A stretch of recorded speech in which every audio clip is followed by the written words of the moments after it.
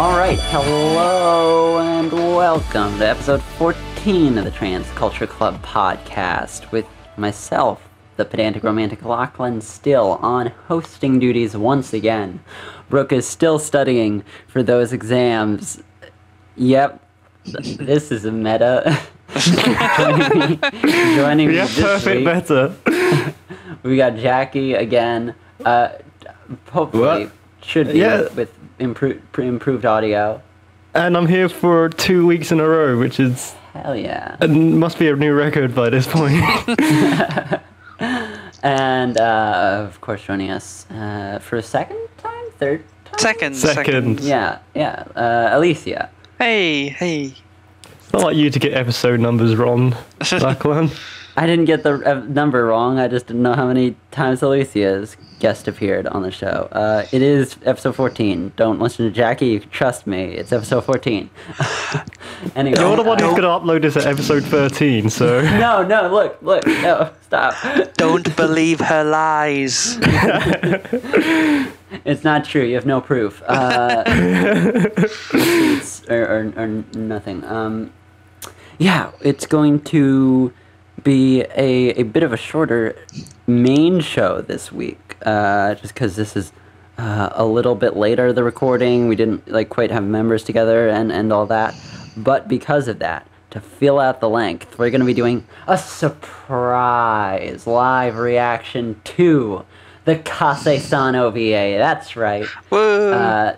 The high quality, high effort content you desire, and the excuse to rewatch this brilliant anime that I desire, all in one. Or for us two, never to have seen it before and find out for the first I was time. very upset that they hadn't seen this yet, and so I constructed this pretense for them to watch. Look, I've been watching Urusei Yatsura. It's very good. I haven't had time for anything else. I've been watching nothing, so I have no excuse. But yeah, before we get into that, we got a few little sweet things to discuss for a bit.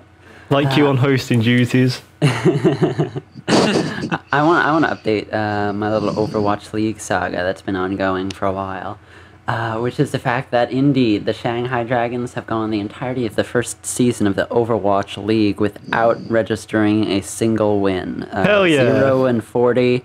That's my team. Perhaps the worst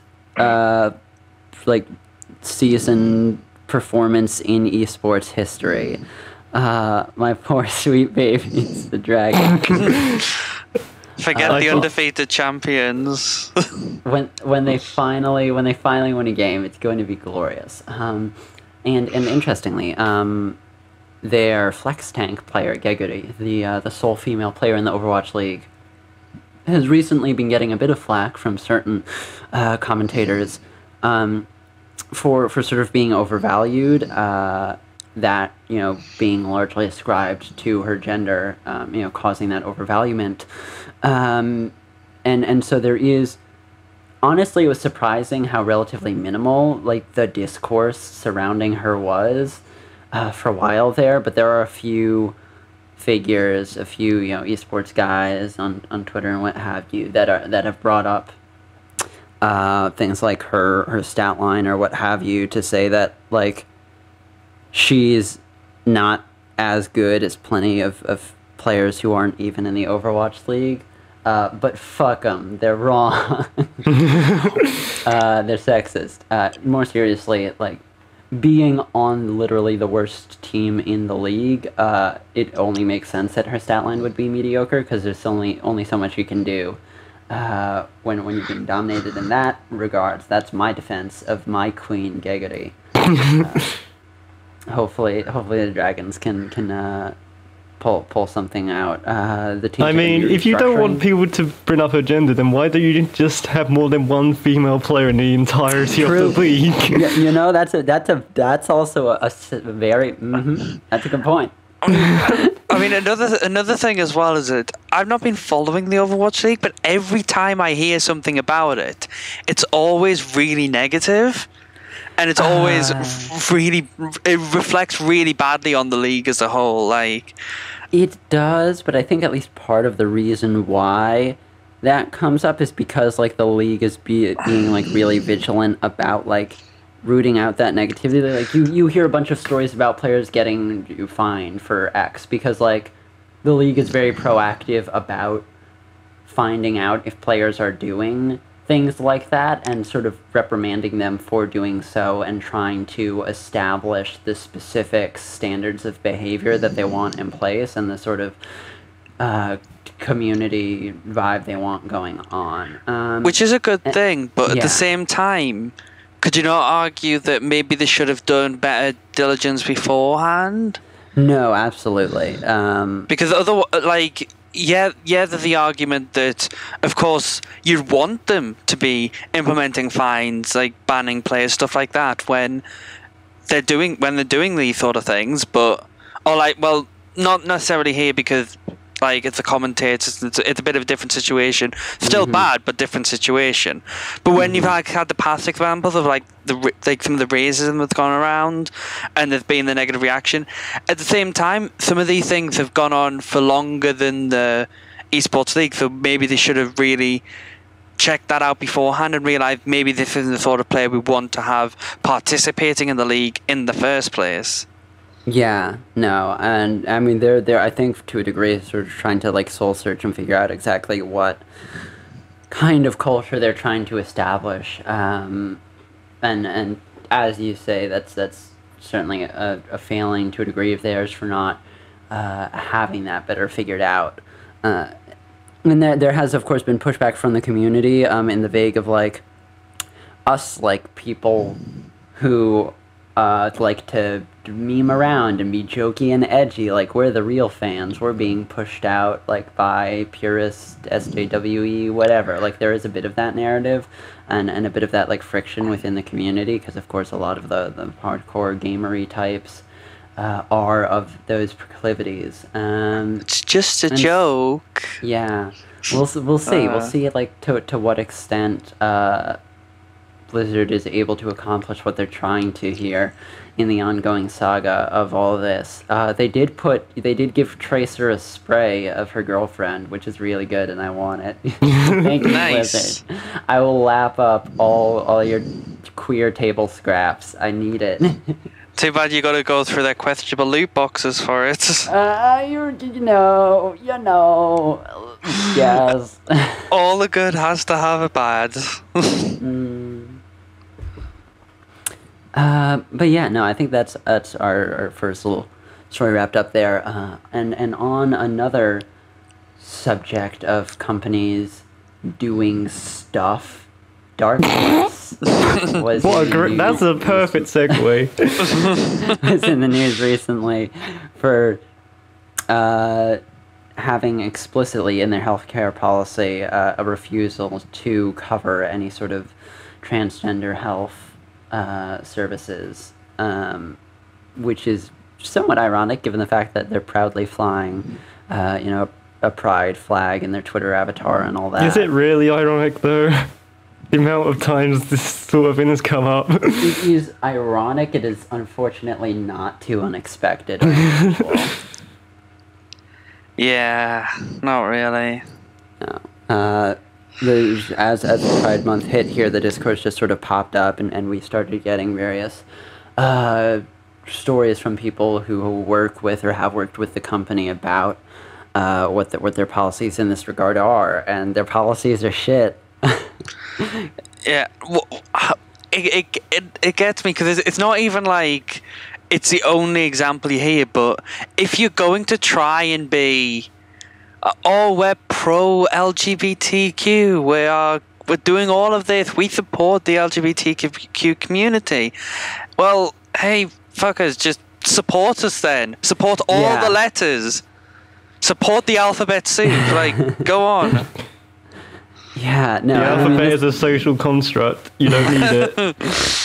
This comes up a lot with companies. Like, they want the benefits of sort of nominally offering their support to a given community, but they don't actually actively support a community. And a lot of the times this criticism comes up in terms of, like, don't just say we're cool with gay people, go out and, like, donate to gay charities or political activist organizations or what have you. But in the case of Dark Horse, it's even more egregious than that. It's like, if you say that you support, queer people, go stop your company policy from explicitly fucking them over. It's not even sort of a contradiction where they aren't actively sort of working to help those people they claim to support out. It's that they're claiming to support them while actively undermining them and discriminating against them. I mean, the one thing that I would say, not defending it obviously, is that they did comment, because I mentioned it on Twitter and a couple of other people did as well. That's right. Yeah, and they replied to me, and a few others. I'm trying to find the exact tweet at the moment, but it was along the lines of, what was it? Something about reviewing their policy. Oh yeah, like, we are aware of the situation and reviewing it, and like, I'm very mixed on that, because yeah, it's good that they that, like, hey, maybe this isn't a good thing, maybe we should look into this. That's good, but at the same time, you shouldn't have such a shitty policy in the first place. No, and it shouldn't be something that needs a review. It should be something that's just removed and replaced as soon as possible. Yeah, no, I would have, like, much preferred a response, and I know we're reviewing it is, like, the most, like, bog standard, safe, whatever response, because they can, like, both sort of say, well, like, it's like, unfair or irrational or what have you to get upset at this stage because we are addressing it, without actually having to say what they'll do to address it, or even necessarily promising to address it whatsoever. They could just review it and then conclude it's fine. So I get that it's, like, industry standard, and that's, like, just of course what they would say, but I do wish they would have said something more like, no, this is obviously unacceptable, like, we will make sure that transgender people have their health care covered under our policies. We're looking at it and figuring out, the best way to rewrite this policy in order to reflect that. Like, we are reviewing it, like, this is the specific conclusion we have come to about the general morality of this and what should be done. So now we're just in the process of, like, going through the technicalities of implementing that, Like, that would have contented me, because I get you have to, like, get a lawyer in there and get it all rewritten up to, like, technical specifications. But the simple, it's under review, doesn't even promise a particular outcome on it. Yeah, I mean, I've found it now. What they said to me, and they said it to a few other people, exact wording as well.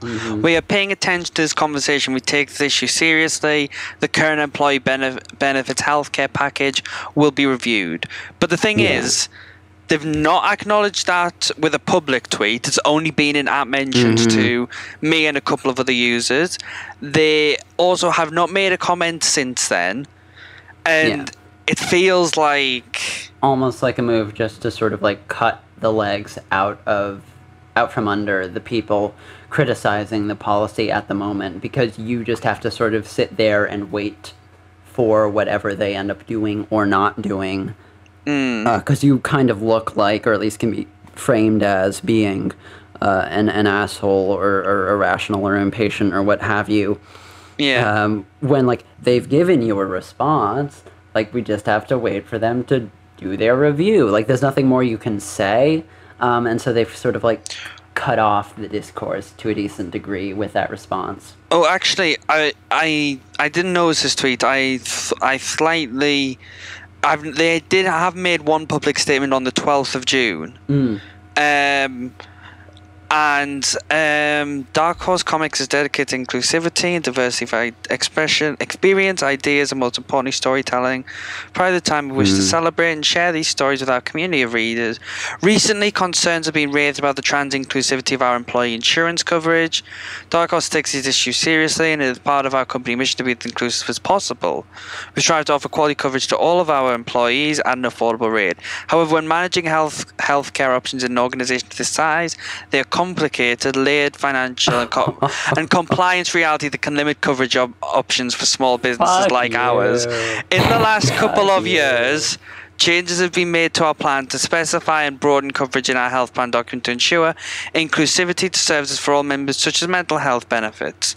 Standard medical care services have always been made available to all of our employees. Additionally, options for transgender coverage have greatly broadened in the insurance market. In our diligence for our upcoming program renewal, we will continue to explore all options that are currently or newly available, including enhanced transgender benefits. This is one long tweet, Jesus. Within a photo. Yeah. Like, I just like the idea of that somehow being 280 characters. Move on. Can you link that tweet in chat? I meant like link it in the episode or what have you. yeah. No, it was actually a long tweet chain of like 30 tweets, because that's the best way to make a statement. That feels really slimy. Yeah. There's a bunch of sort of like circumstances they bring up that like they're framing as causing the lack of healthcare coverage for their transgender employees, but like none of those things actually explain why they don't have it. It just kind of suggests at there being an explanation that is not like their fault.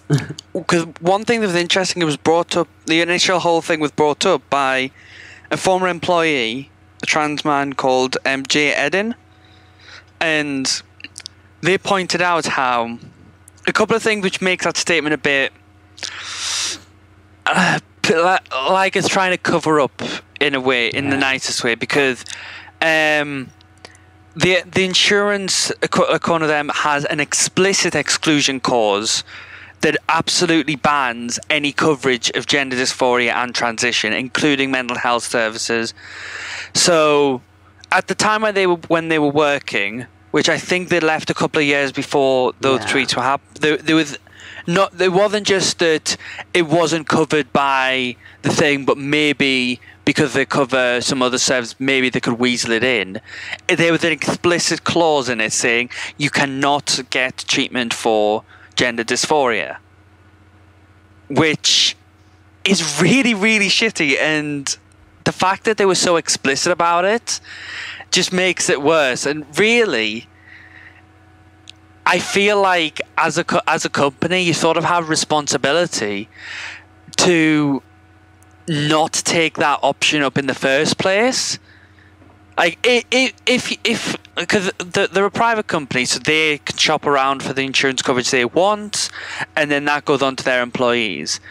If they're shopping around and there's multiple options, really they almost have a duty, if there is like an option that explicitly excludes it like this and an option which doesn't, to go for the one that doesn't. Yeah, no, it's...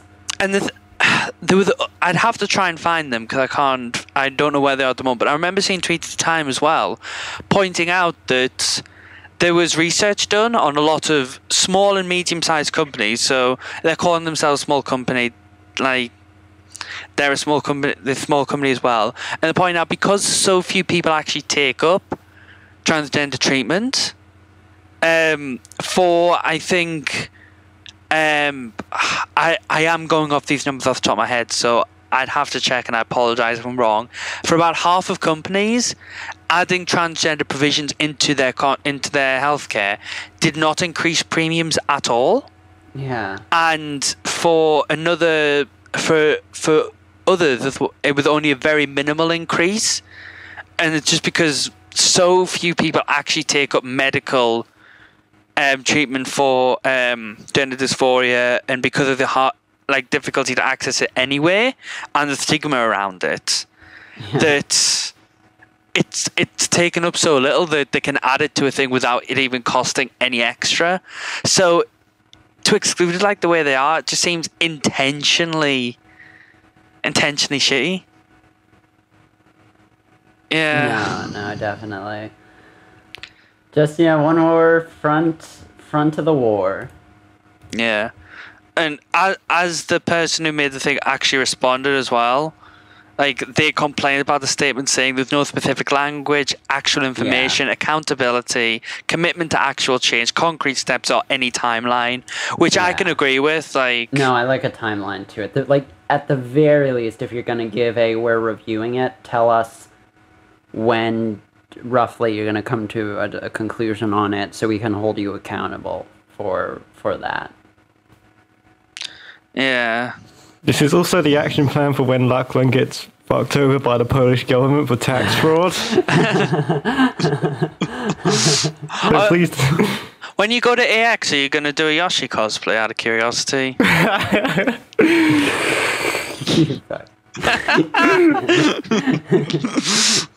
Hey, you could do a Yoshi cosplay and then Zeri, you can wear a Polish flag.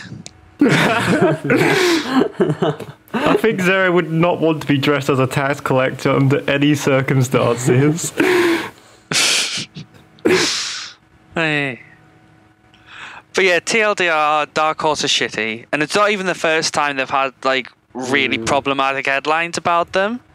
Yeah. Because I had sexual harassment issues a couple of years ago, and, like, it was against the editor-in-chief, and they were allowed to stay in their job, and they didn't end up leaving their job until they resigned of their own accord multiple years later.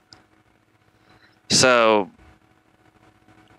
yeah, it's not the first time that they've had not so good headlines about them, and it's just, yeah.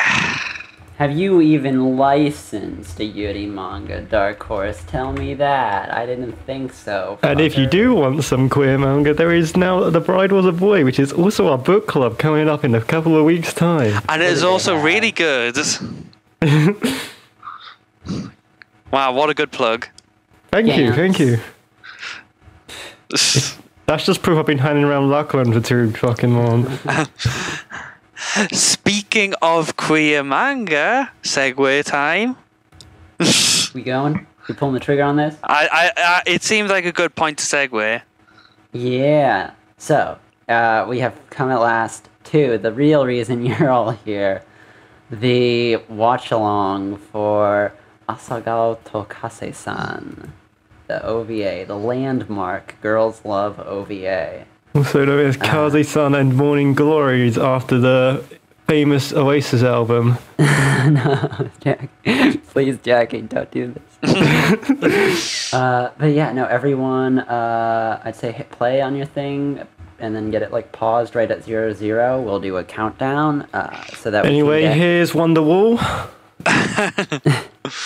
So we can get everyone synced up. All,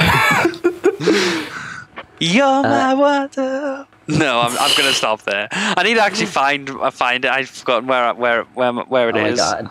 There it is. So if you viewers have not seen any of our Comic Girls watch-alongs, we'll do a 3, 2, 1 and then hit play on it.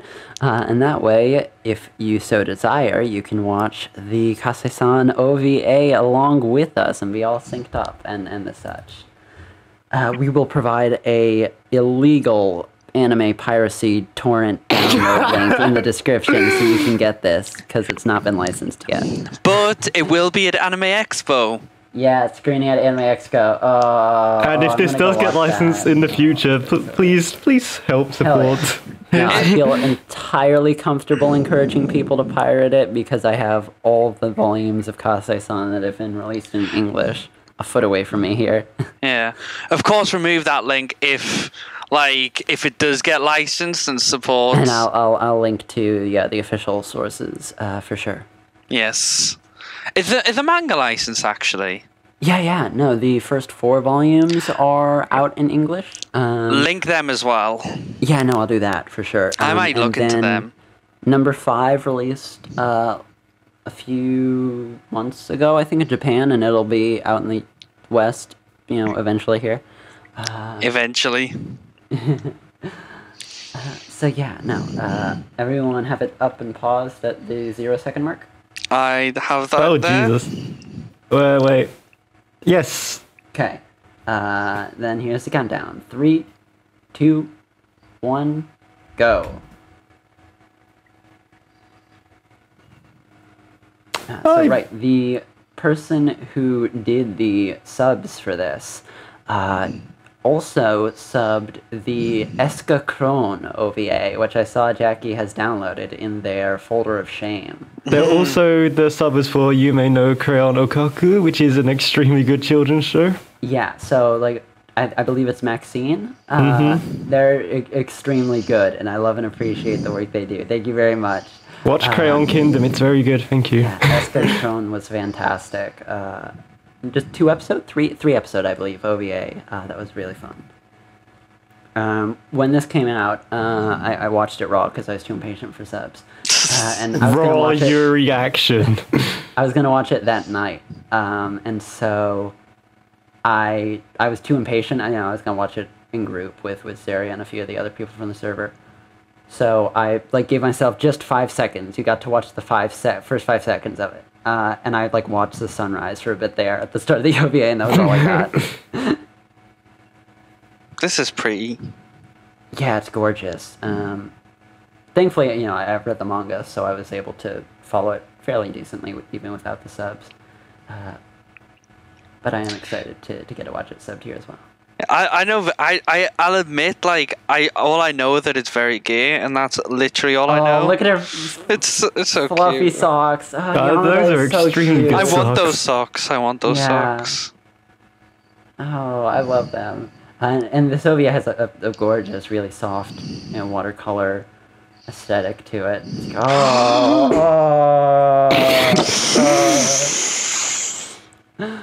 They're so This would be good. interesting because I don't get instant reactions like that. This is the power. This is the true power of the lesbians, Jackie. Even though we're both girls, it's the first line. Jesus. We're onto something here. Thankfully, KASE-san gets pretty to the point relative to even what a lot of Yuri manga do. Yes, it's Yamada. Wait, there was a leg shots and then the character's named Yamada. This is not a coincidence. Do do do do do. Kase. Oh, Kase. Instant reaction. Oh, Kase is so hot. But yeah, this OVA skips over, I believe, the entirety of the first volume, and just gets straight into they are dating and have been dating. Oh, so it just gets into okay, we're dating. Yeah. Okay.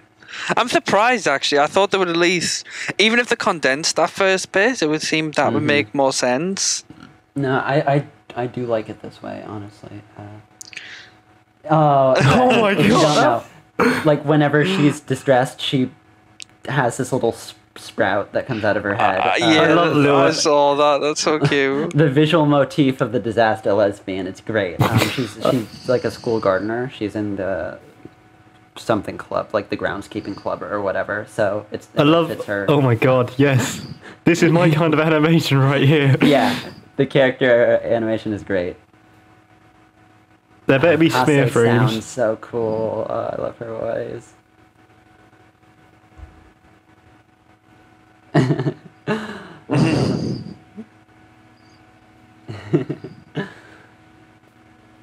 Yeah, she's got all the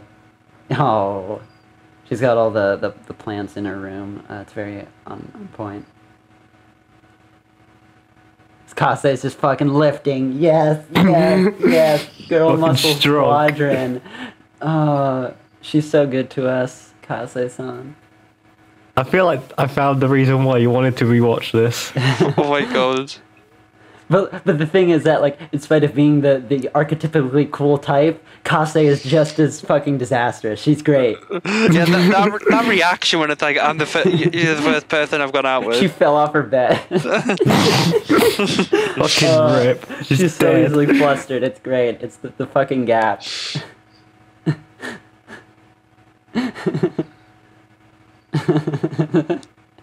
Oh.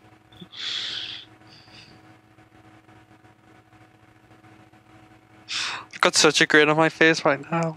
I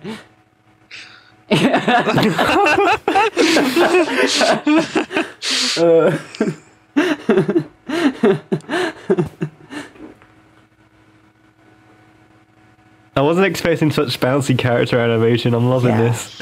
Yeah, no, it's really bouncy. It's really good.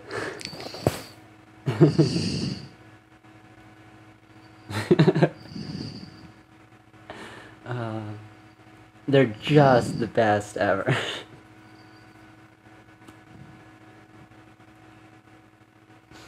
And also, the mangaka has the greatest taste of all time because she lets Kase have boobs. A lot of the time, they go with like slender, cutesier designs, even for the cool type. Like, you know, if she's athletic, so she's got to be all like slender and stuff. No, she gets to have big old C-cup boobs while still being a track star. Fucking revolutionary. What? Did you research her cup size? No, that's just like my guess on things. We need official I mean, I have thought about confirmation. them a decent bit, but...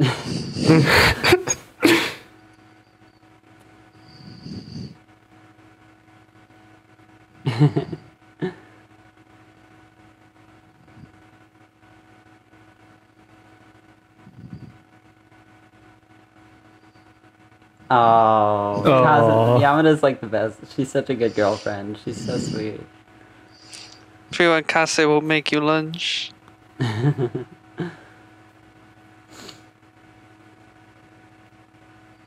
Oh, Yamada.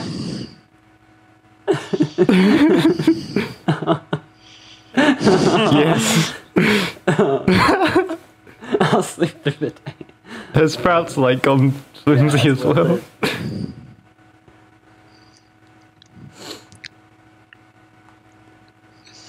Mm.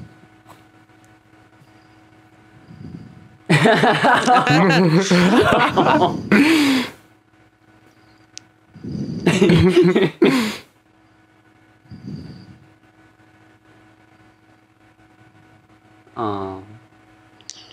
Thinking emoji. Gay think. Replacing the thinking emoji with that. Gonna petition for it. I'm sure we can get in some Discord servers or something. Ooh. Yeah, that tying of her gardening apron is really well animated. Mm-hmm.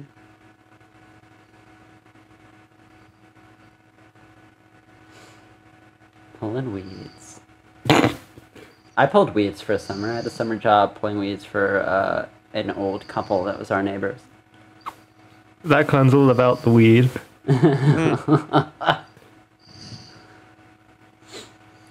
Something I really appreciate about this OVA is that in spite of adapting a lot of material in a relatively short amount of time, it lets a lot of the scenes breathe really well. The pacing is It doesn't very rush strong. things. Yeah. It prefers to sort of adapt fewer individual sections or vignettes from the manga and leave them all space than it does to try and fit everything in there.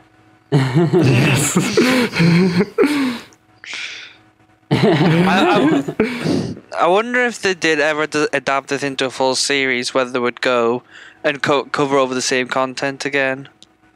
Yeah. You'd probably have to for TV airing and stuff. No, Yeah. it goes through like a large amount of the story, just leaving out little side chapters or pieces of things. So I think you definitely have to readapt stuff this covers.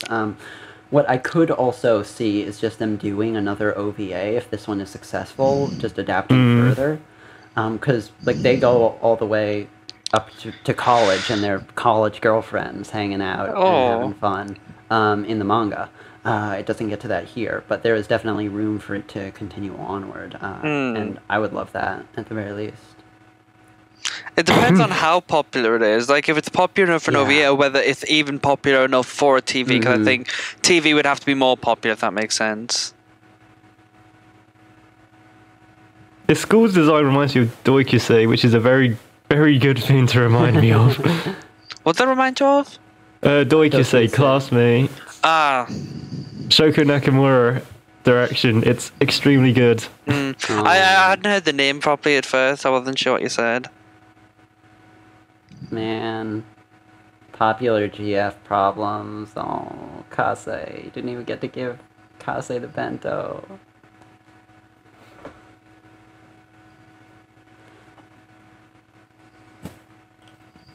Good shot. I like that from like the top of the stairwell. Mm.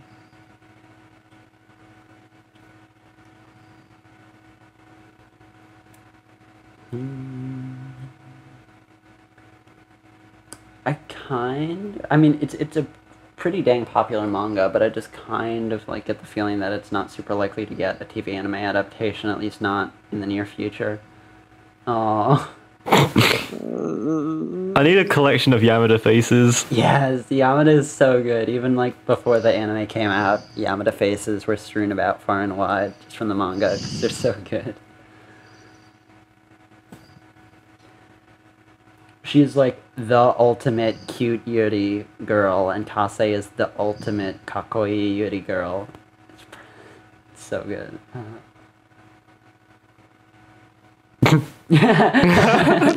Oh,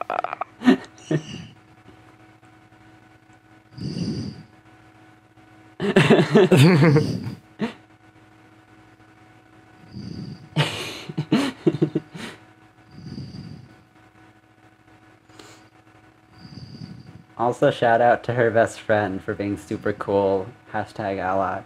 I think I like her design the most, Yeah. to be honest. I like how there's two apples on that as well while talking about this. I don't know, Yeah, it seems no. fitting. Yeah, like a pear.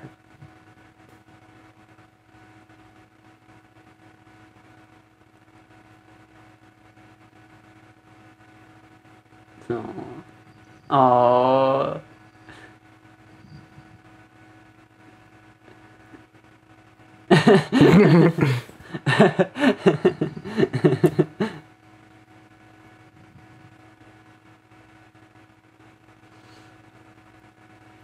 This OVA is directed by one of the two guys who are listed as being like series director on Steins Gate.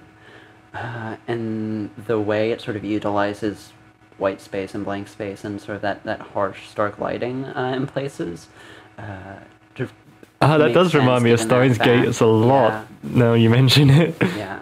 Like, it uses it to create a much sort of warmer vibe most of the time, but it has Yeah. those similar, like, white edges at the end of things. Kase! Oh, Oh. Yamada. Oh.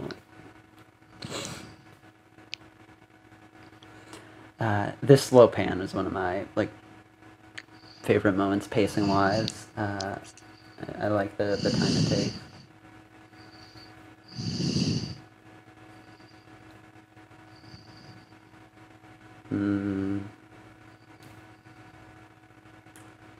Oh. Oh. Oh.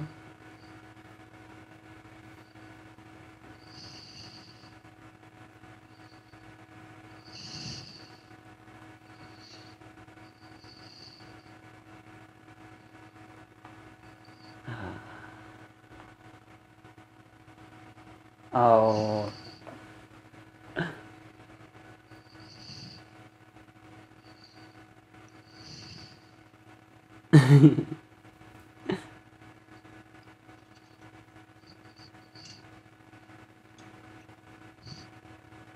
Yes. That handheld's gonna have to be censored for the AX screening.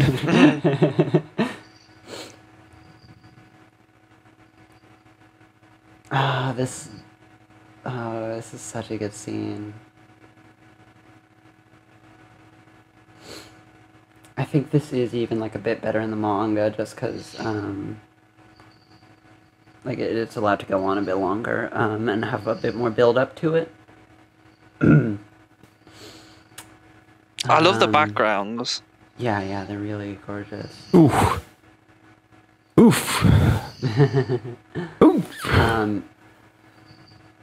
In the manga, The there's rainbow. like a whole little arc of Yamada being insecure, and like Kase can't be that into me because she's so awesome. She's like the track team star, and everyone loves her and all that.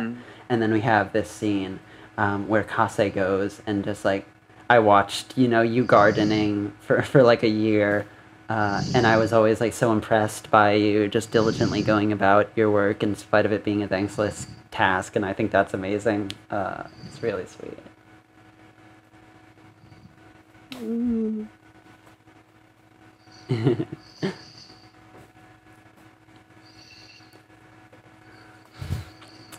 Just the fact that like they both admire each other and sort of what they accomplish so much is That's a good. really cool part of their dynamic. Yeah. The planting committee, that's what it is.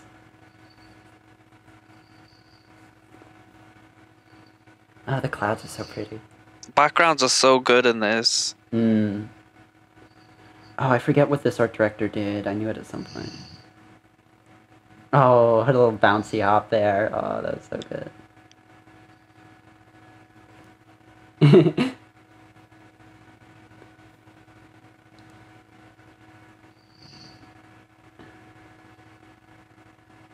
Yes. Yes. You know what's coming. Yes.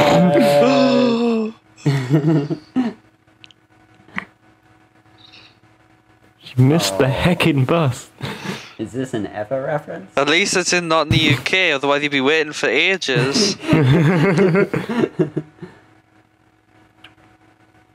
You want to talk about getting to breathe? Hell yeah. Yes. Yes. That literally was Ava as fuck. Yes. Go.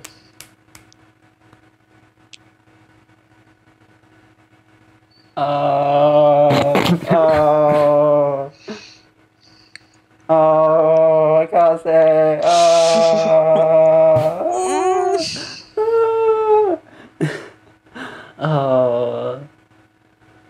Oh, it's so good. Oh. Oh, this shot. Oh.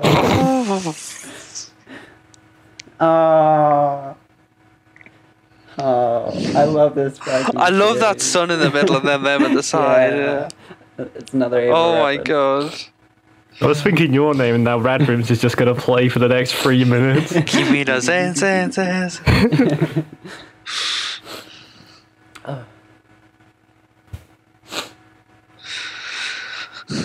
Good stuff.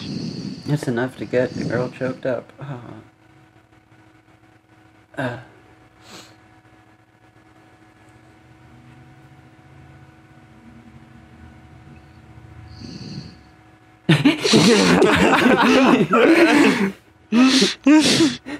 After she kissed Yamada, she's got her faces now.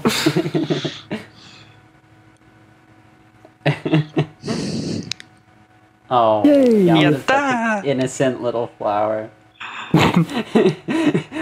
Whereas Kase is just a horny monster. I love it. So disaster. Owned. Oh, I wonder what's wrong. I wonder.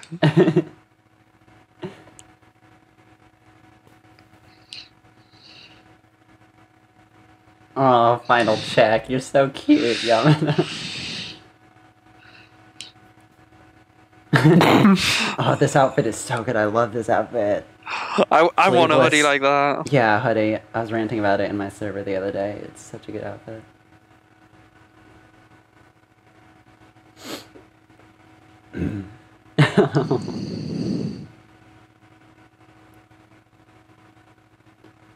I should just try and do like casual anime girl cosplay just to fill up a wardrobe of stuff Yeah, you could wear definitely. anyway, but then Oh no. Oh god. Yeah, no, the casual Astolfo has come in handy in that capacity.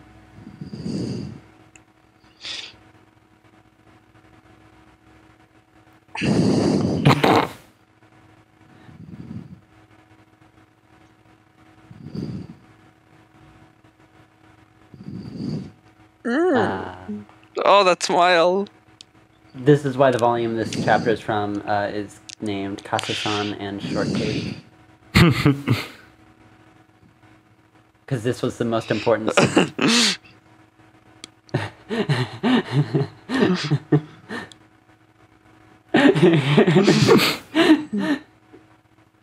Oh, Kase. Hold it together.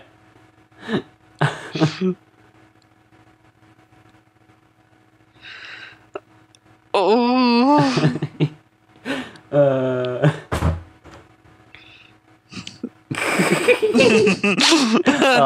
They're both so good. Once again, sock game on point for Yamada. Oh my god. I love the smile she gets. It's so big. Yeah. Oh my god. Kase.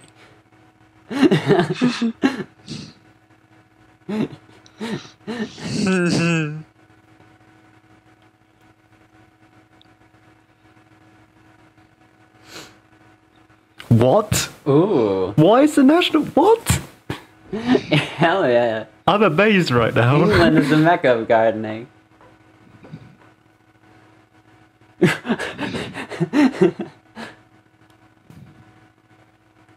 I can't go with the fact the fucking National Trust got name dropped in this.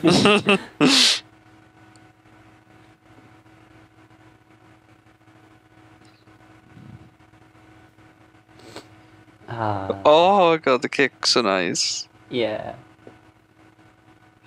This is the one thing I get jealous of. Japanese cake always looks so much nicer.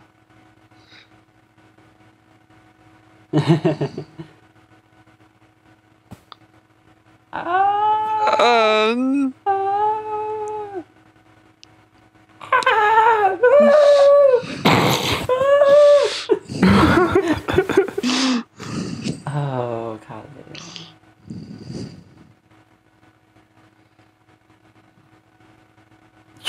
Oh my Eating cake god! on bed is such a bad idea. But I like just like that sitting back.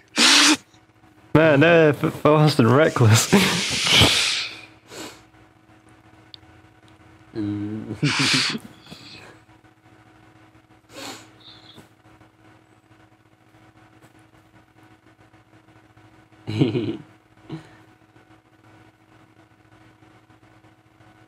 Oh wow. Yeah, I love how fucking forward the series is. Yes, girls are horny for each other. Yes, yes. And we're only yes. 23 minutes in.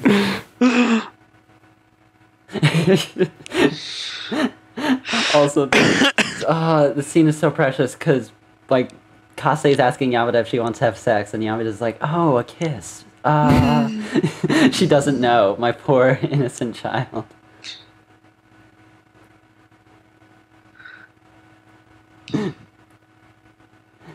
Oh my god.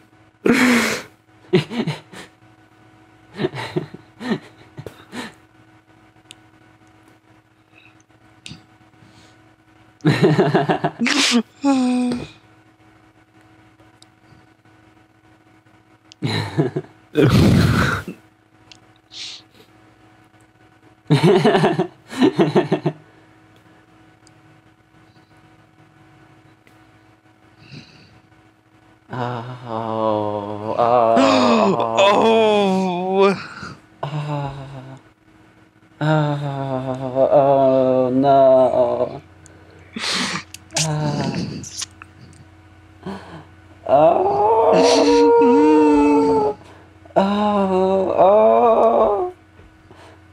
Oh no. Oh god, this fucking scene.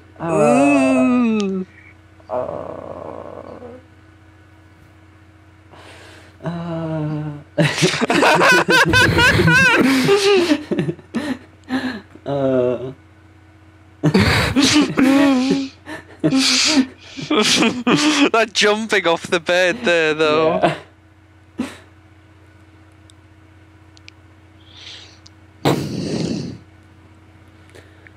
Oh god.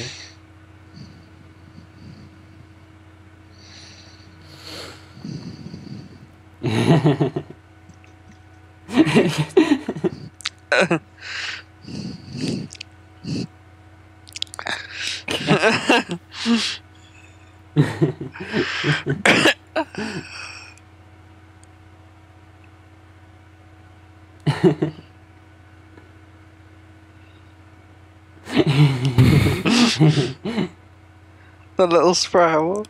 Yeah.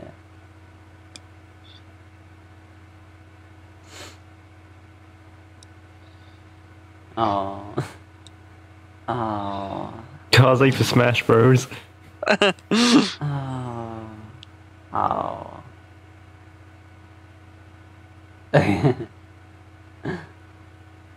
Oh.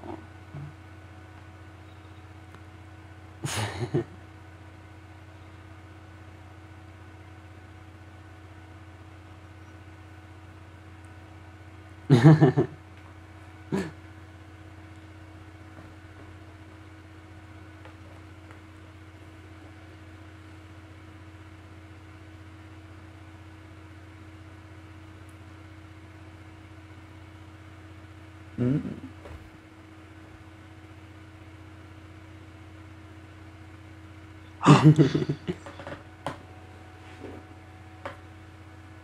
Oh, oh, oh, oh,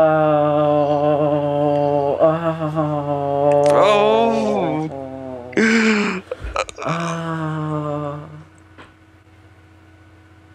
God, the fucking, oh, the neck, Fucking, so many people are gonna just fucking die when this gets screened to an audience. Oh, I will. can't imagine what the audience reactions are going to be like. It's so good. This is the fucking... And one of like the best scenes from the manga, I think, to not make it in, where I believe it's right after that scene, like later that night when Kase goes home, Yamada Googles, two girls more than kissing, because she's trying to find out what Kase was talking about, Oh and then my like her mom God. comes, she starts like blushing at the results, wait, what is this? And then her mom comes in the room and she slams her computer shut. Oh my god. Oh no.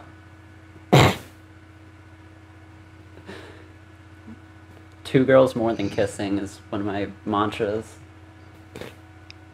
It's your homepage.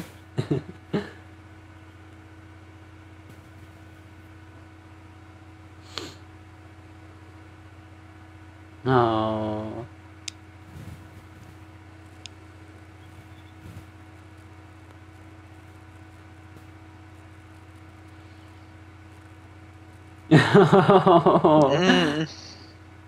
Yes. It's her bothers. To the rescue.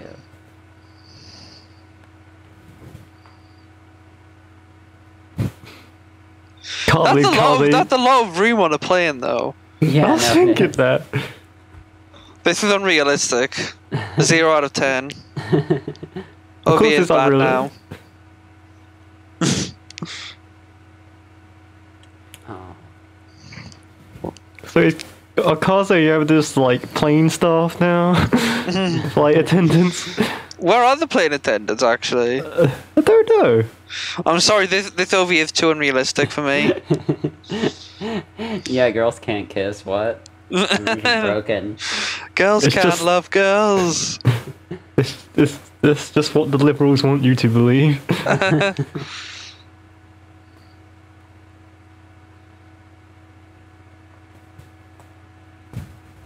Oh.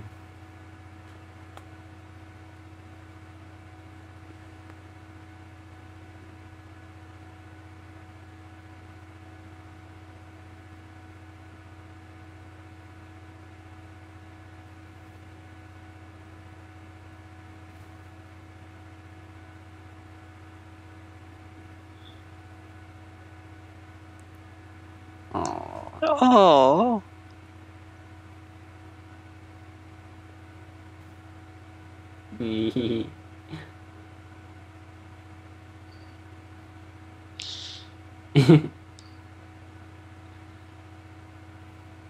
Epic Cowboy Bebop reference.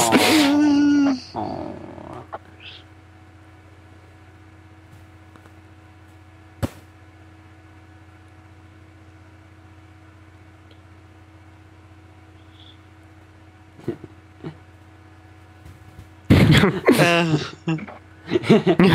That instantly like ready for this picture.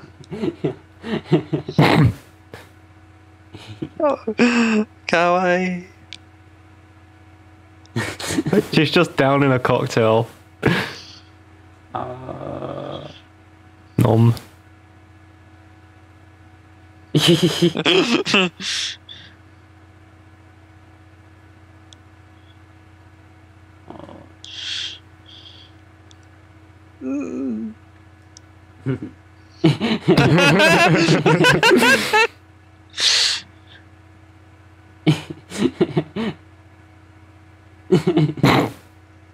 Oh, classic.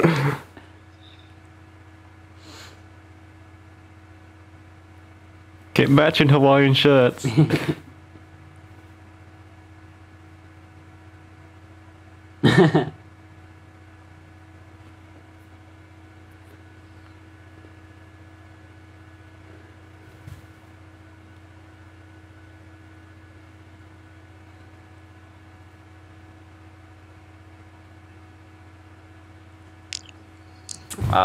That's a good hotel. Bigotry, discrimination. I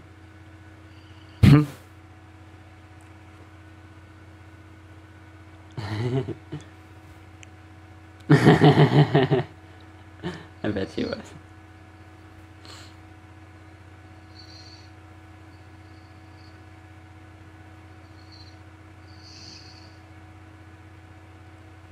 Whoops.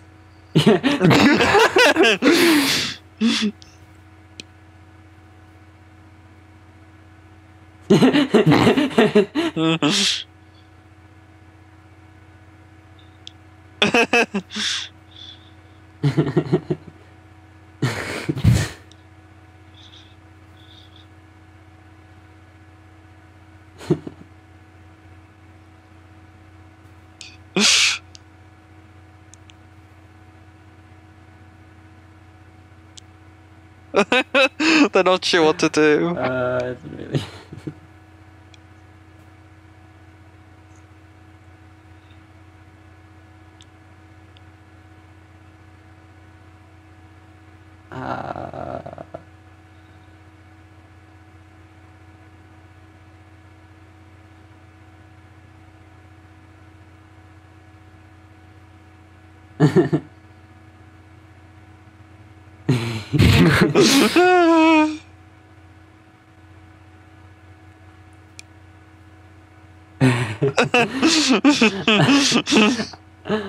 I love how the gaze is portrayed in this series. How like they're very clearly checking each other out because they're very clearly into each other.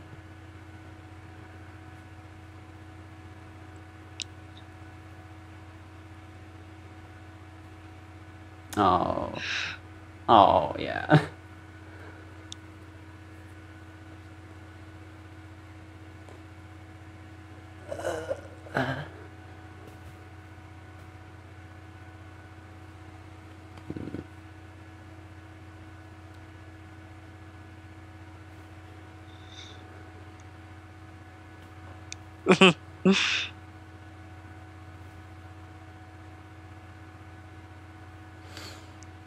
Oh.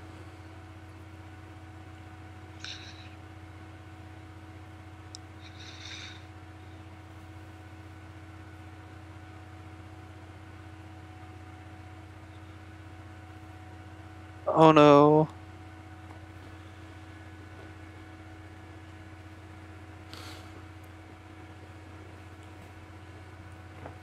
Such a perfect date spot as well. Yeah. Oh, I'm so excited to go to the, what is it, Los Angeles Aquarium? Somewhere in California. I just didn't. Oh yeah. I was.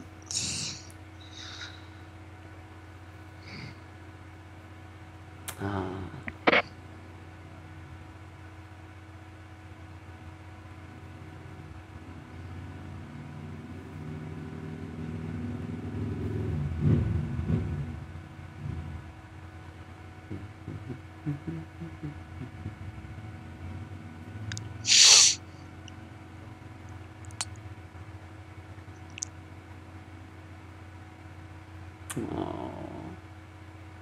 Oh.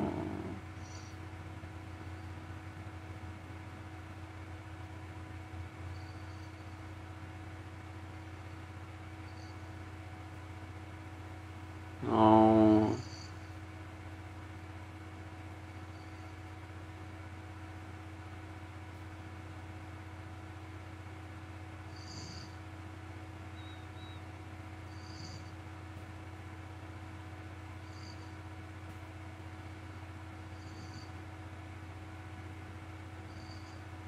Oh no, Yamada.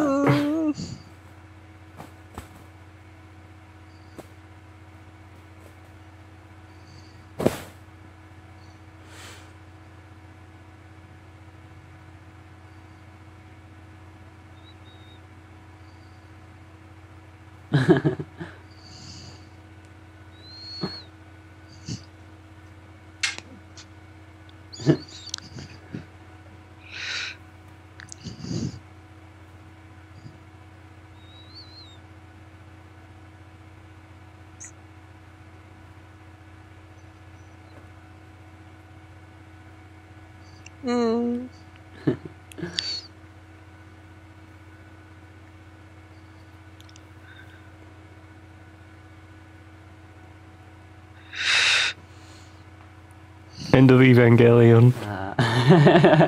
It don't stop coming.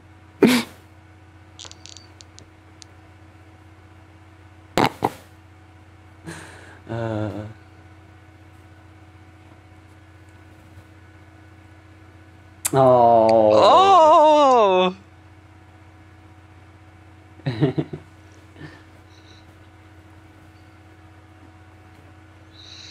Oh. They're so good. Gosh, it's hot. not like this is not like a euphemism or like related to the OVA. It's just hot here. Sweating. That's it, of course.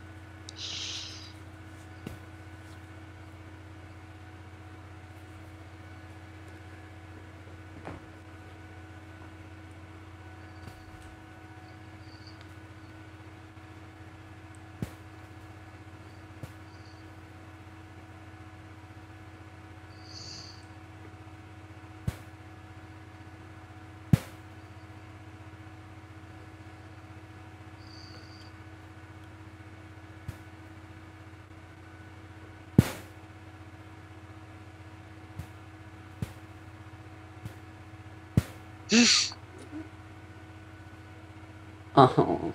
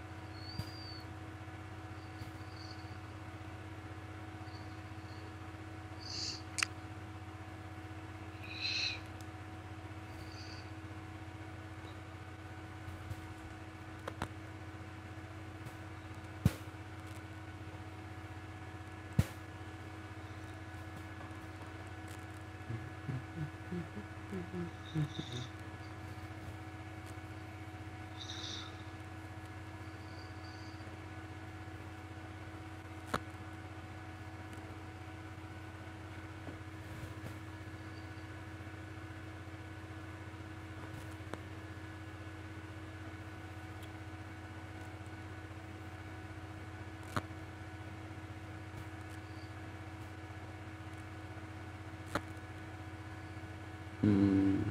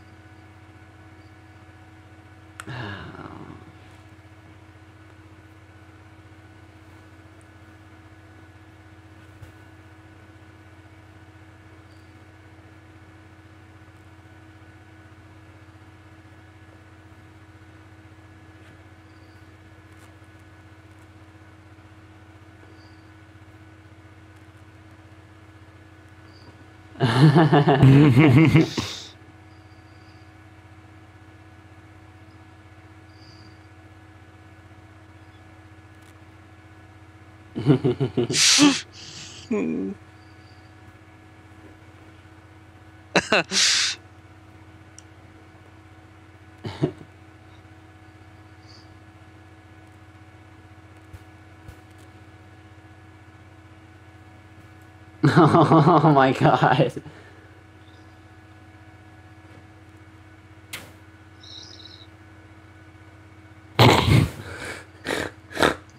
Mm.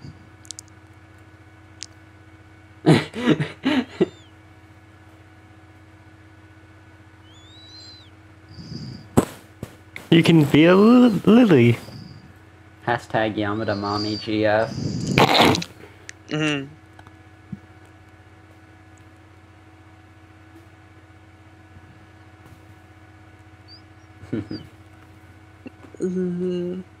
I swear, this is gonna cut away to a shot of a lily.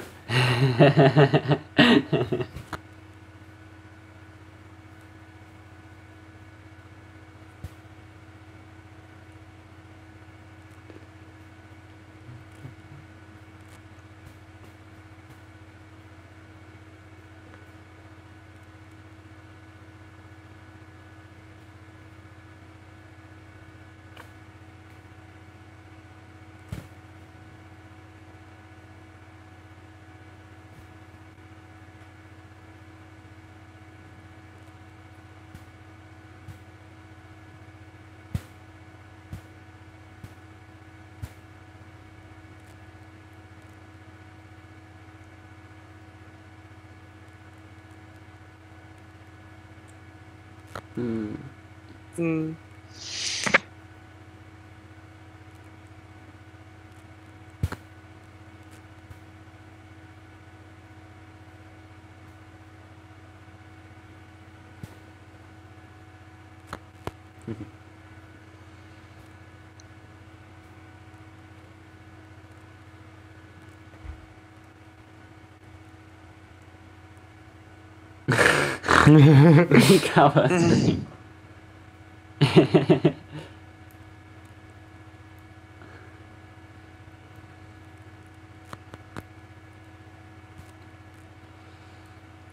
But one of the things I most like about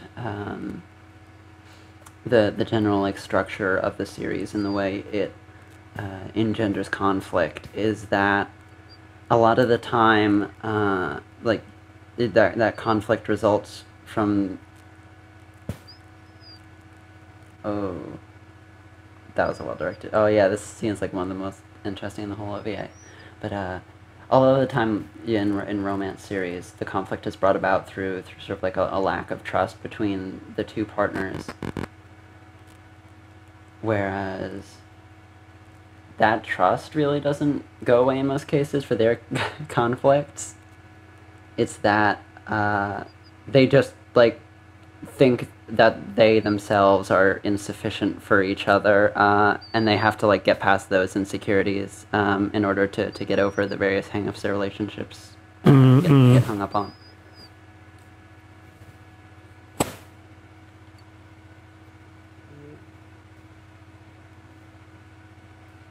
This is a really cool interpretation of like headspace and stuff. Yeah, I like and this. I don't think it did anything like this in the manga version of this scene. It was a little more straightforward and just being a conversational thing. So this is one of the like the big flourishes of the anime, and I think it works really well.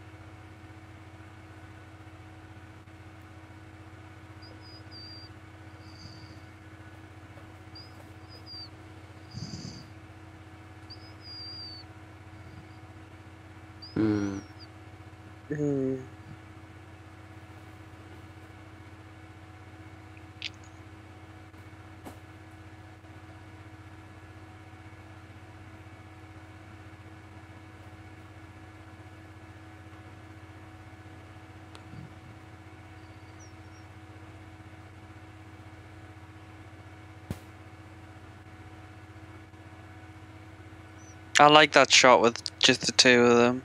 Yeah.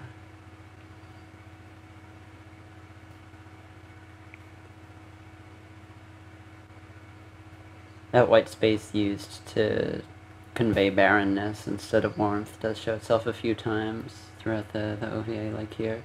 Mm.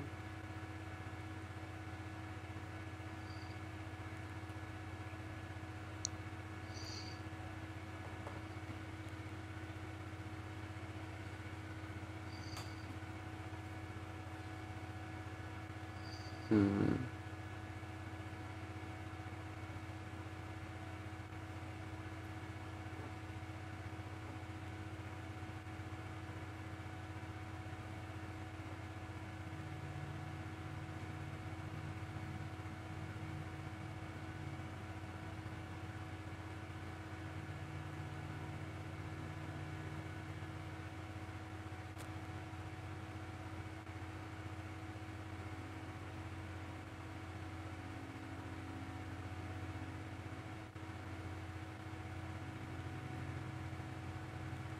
Hmm.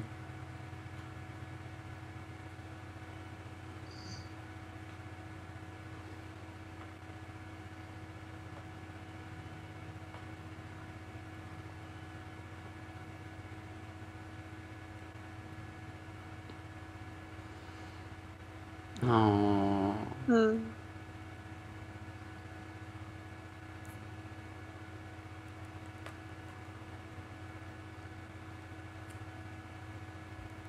Oh no. Oh.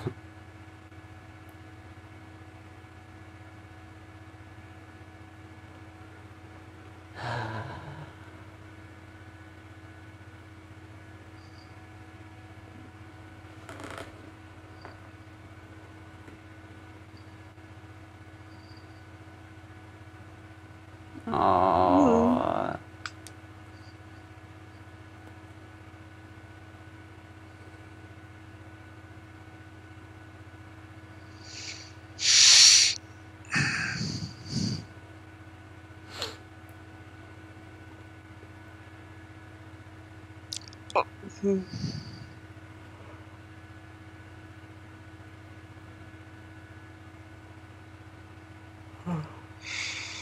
Oh. Hmm.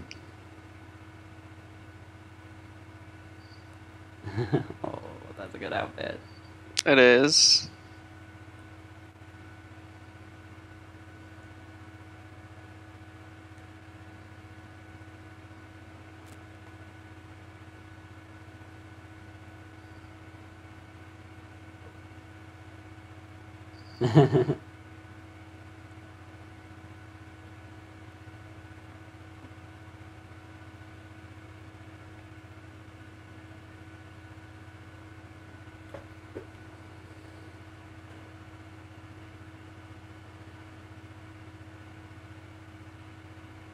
No, Yamada, you're so good.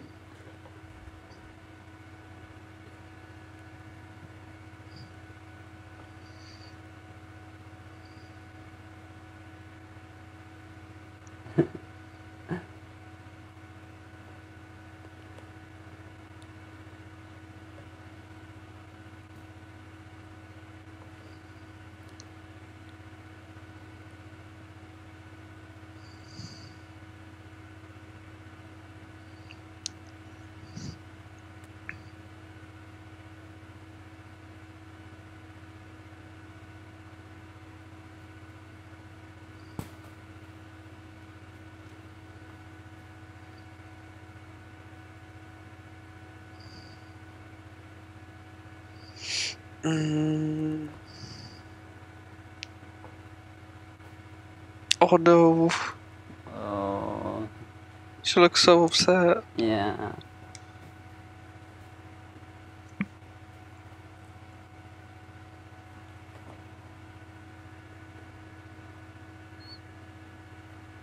Yeah, some awesome backgrounds and scenery work in this. Ah, that's interesting.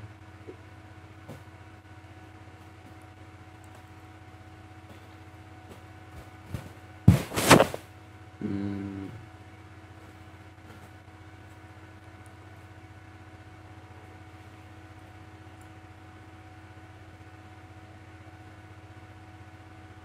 Oh.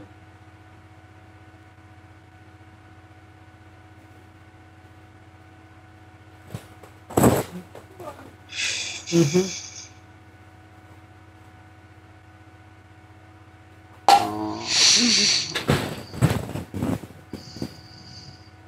Oh, yeah, but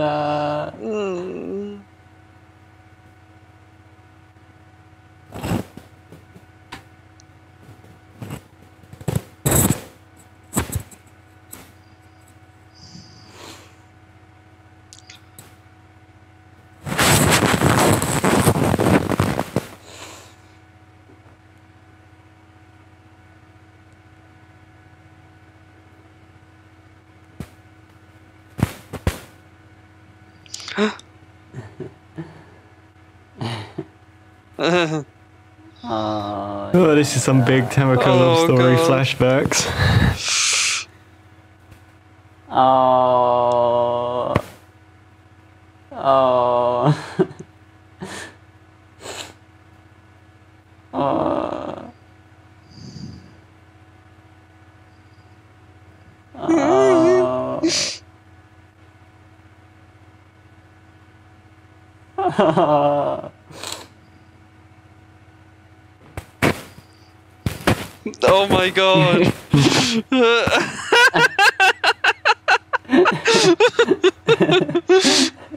She doesn't have a ticket. Oh.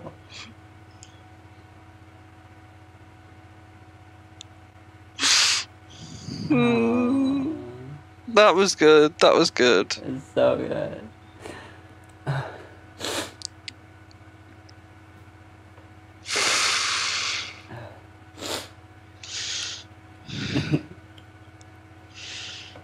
All the sprouts. Oh.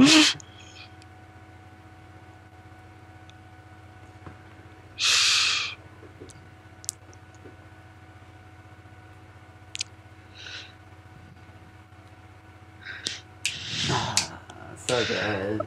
That is so good. Yeah. Whew.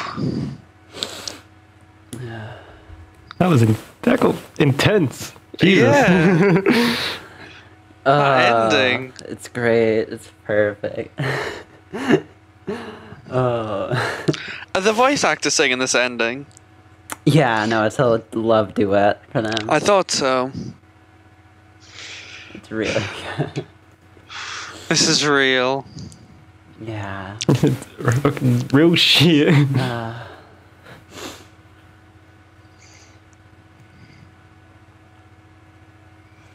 The subs even like put their colors for their respective lines in this. Yeah, that was a good. OVA. I guess like this is like the Dokusei companion piece, isn't it? Because Dokusei isn't, even though this is technically an OVA and that's technically a film, they're both around 50 minutes, right? Yes. Dokusei is a short film. Mm-hmm. So we've got like the respective, self-contained, 15-minute or so theatrical productions for Girls Love and Boys Love that are just the best things ever. Yes. Still needs more mechs, both of them, though. The genre standard bearers, I'd say. Where's my mech, Yuri? Exactly. Well, you could watch Gunbuster and Diebuster. It's true. Actually, you should just do that anyway. Why watch Love Between Girls when you can watch Love Between Robots? Ah, yes. I want the mechs to fall in love. I don't want the pilots. I want the mechs to fall in love. It reminds me of this one scene in Gundam Build Fighters where a man hits on a woman just by sending her a Gunpla. Yes, it's a fucking cafe, my Italian, Italian playboy. Oh my god, that's amazing. Hello, miss. This Gunpla, it's from the man over there. Oh, Gundam Build Fighters is Gundam Build perfect. Fighters is fucking great. I was screenshotting all the way through that. Yeah. So I have like a desktop filled with screen caps. Nice. Good. That's the right way to watch anime. Yeah, You I need to get all those smear frames. Yeah, there's still some I missed, which I'm gonna go back for. But I got some good faces. Mm. Man, I can't wait for Nick Fury to come out in the post-credits scene. I want the Yuri extended universe. No, they're straight up joining the Avengers. Yeah, the Infinity War of the Yuri extended universe is just where all the Yuri couples converge into one scene, all kissing together, and it just ends the world.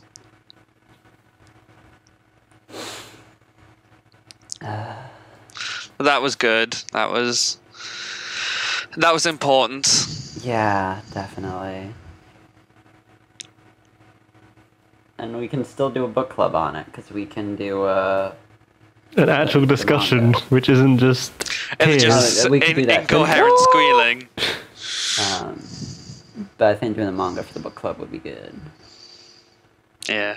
That's up in the future. When is the book club technically scheduled for on Bride of the Boy? Is that next week? Oh, don't ask me. Live don't- on air, the viewers get to hear us. This is try and basically all our figure out behind-the-scenes what our schedule conversations. I may pester to jump in on that because I have a lot I'd like to say on that manga. Oh, there is after scene. Yeah. Yeah, I told you, Nick Fury's gonna come up. Oh my god, they're holding hands. Yeah. No, the ending is so good. Oh. Aww.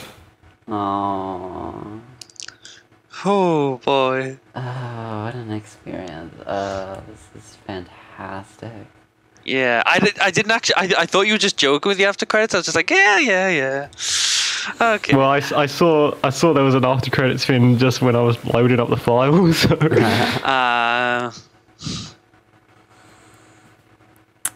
Yeah, so that was the KASE-SAN OVA. Really good. It's maybe one of my favorite things ever. Watching it at AX is going to be an absolute blast. Oh, you're gonna die. The crowd reaction for the entire OVA Yeah, is just gonna be it's gonna be great. incredible. Unfortunately, the screening is on the final day of the con. Like right before we have to head out to the airport to get ready for our flights and such. So, as hot and heavy as that OVA gets, there will be no, acting upon that.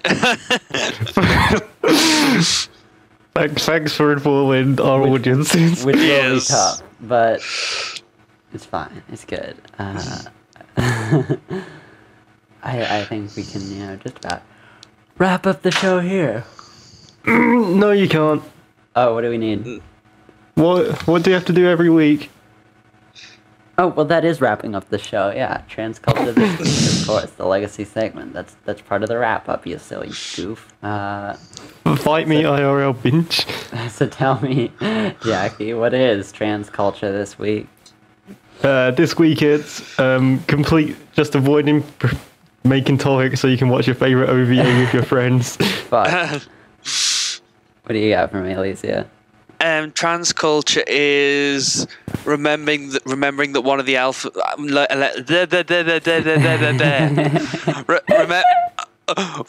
Okay, 2. 1. I can't speak. This is That's why good you're on Transculture. editing duties.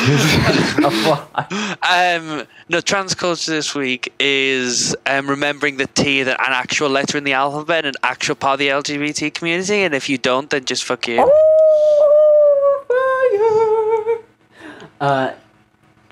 Transculture this week is being drenched in sweat because you refuse to compromise on podcast quality, and so you turned your fan off while recording.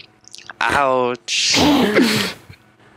That's just called owning yourself, to be honest. My vote is for Alicia's though, because he's bringing the fire.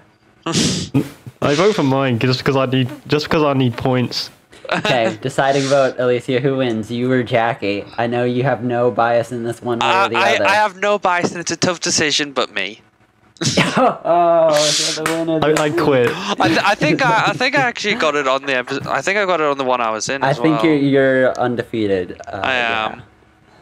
What can I say? Can I say? All right. So thank you for tuning in this week to a bit of an an atypical episode of the Transculture Club podcast. We will see you next week. As always. Bye-bye. Bye. Bye.